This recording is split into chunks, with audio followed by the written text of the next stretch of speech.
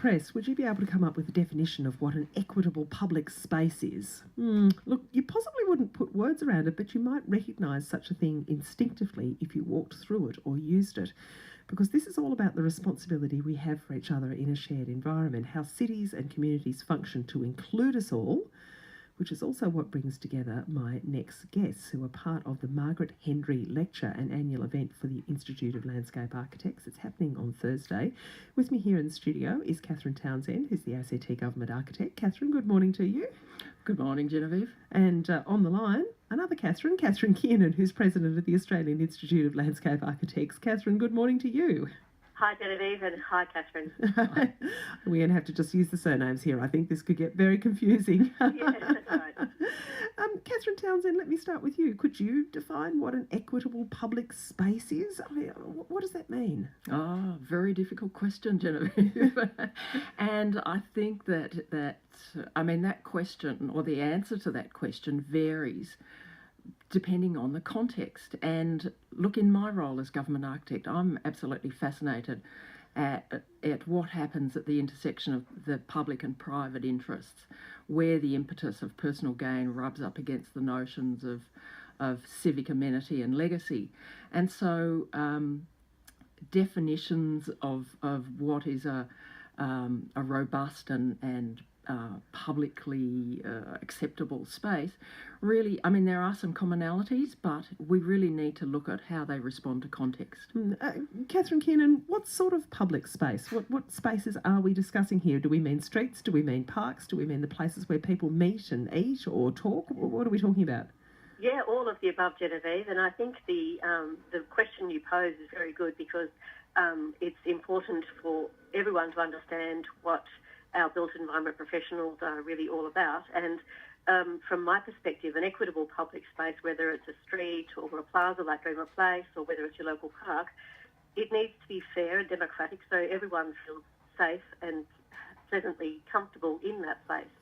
So whether you're a child or a mother or an old person or a worker, or as in the case of Greenwood Place when we did the backyard experiment last year, the homeless people who live in Civic, they all found our intervention where we put down some turf and some seats and some lighting and some coloured paving. They loved it. And so it was an experiment in how do you turn a plaza to make it more equitable, to make it more lovable. And that was actually brilliantly successful. We did a story about that afterwards, and the findings on how much just the chairs, movable chairs and installed turf and just sort of making the space warmer, how well that actually worked. But Catherine Kiernan, when we invented the idea of cities, they were originally for everyone. They were sort of units of walkable space.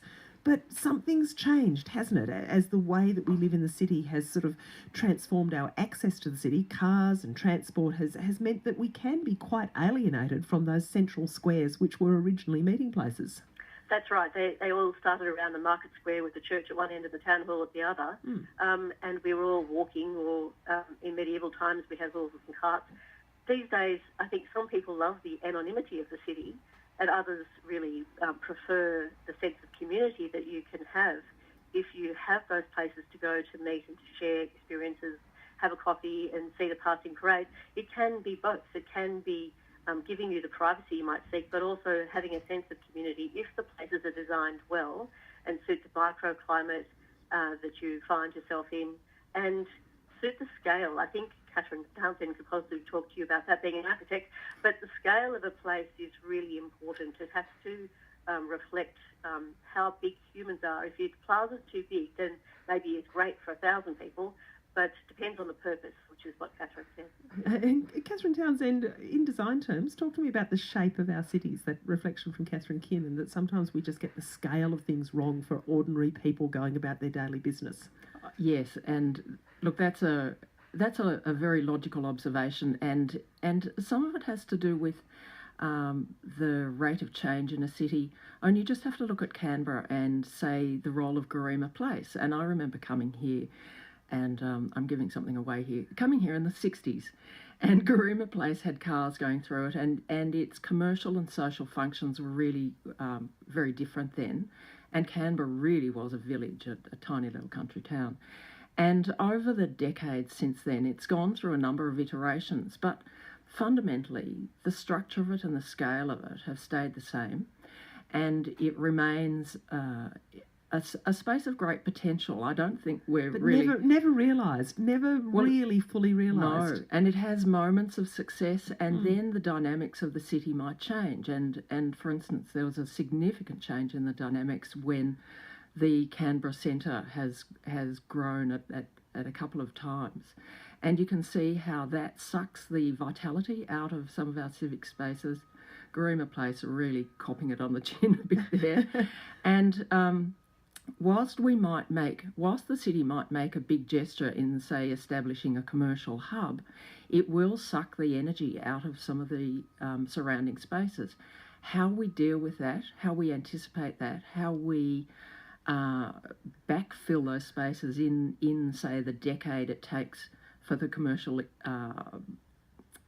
rub, I suppose, to come back to full vitality. They're all really subtle drivers and ones that planners, landscapers, architects, and that we all need to come to grips with.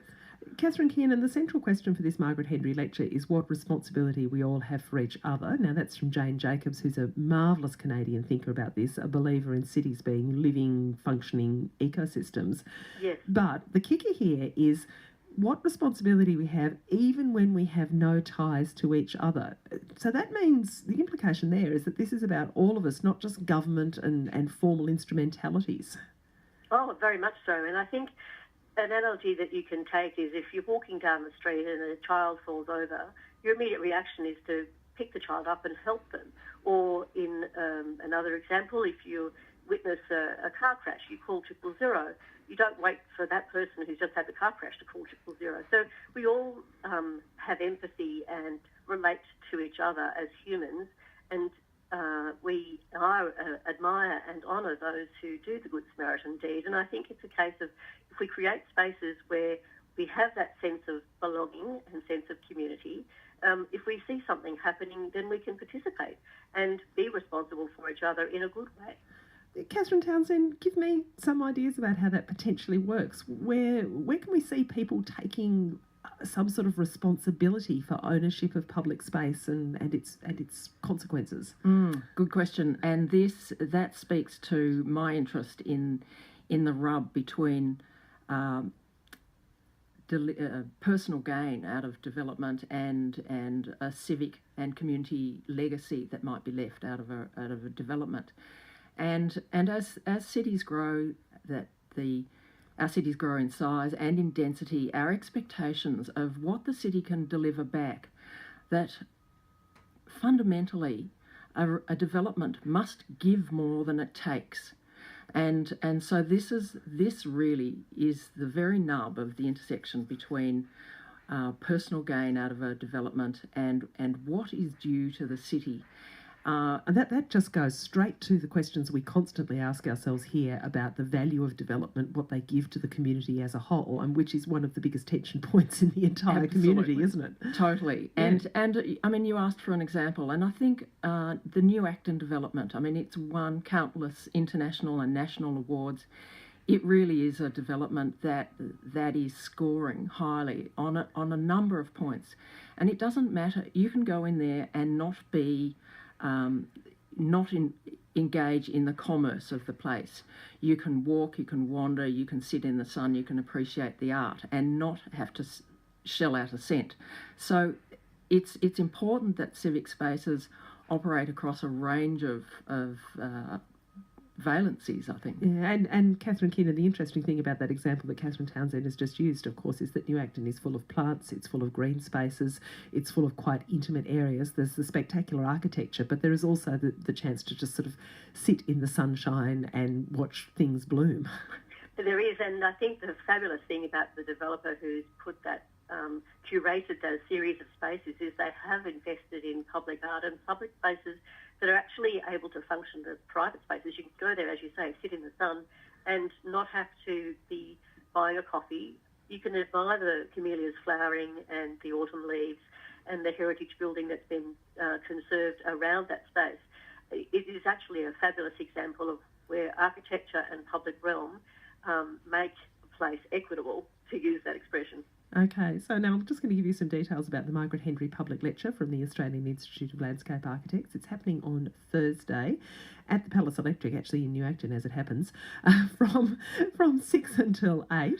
So there's the public lecture 7 until 8. Sorry, reading the wrong bit of that. 7 until 8.